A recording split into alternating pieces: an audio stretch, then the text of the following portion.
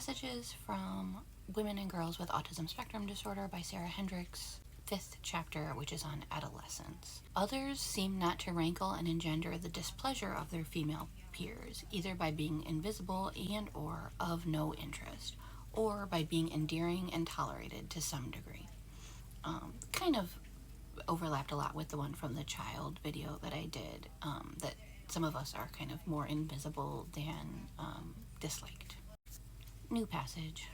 For young women today, the internet appears to offer a space for developing friendships based on interests and not requiring the complexities of face-to-face interaction. No one cares if you're wearing the right clothes or not making the right facial expressions. Some younger women said that all of their interactions were internet-based and that they had no in-person social contact at all.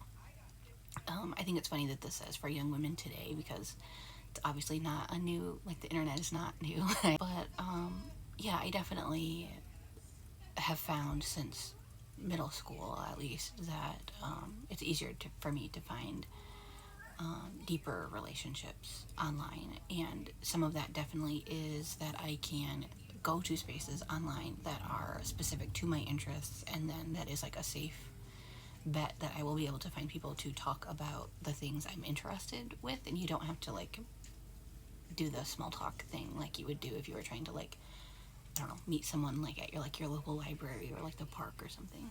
New passage.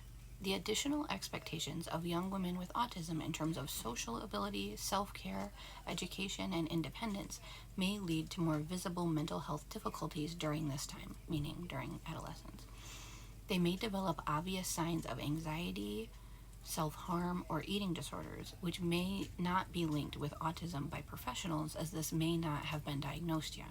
Some of these behaviors may be incorrectly attributed simply to puberty and treated in a way that does not address the underlying stress involved with living with autism. I struggled with self-harm as a kid. For me, it did not start in the adolescent years. It started when I was like 7, but it kind of morphed forms and became much more prevalent as like a middle schooler, like maybe 11 or so.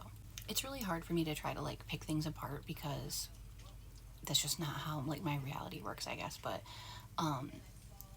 my mental health definitely got way worse in middle school. Like even still, I would say like to this day, the worst period for my mental health was about 11 to 14 or so. Maybe autism and the changing social expectations were part of that, but there's also a whole lot of things in my personal life and like my family life, things like that, that made that make sense also. So it's like, who's to say what's what, I guess. Last passage.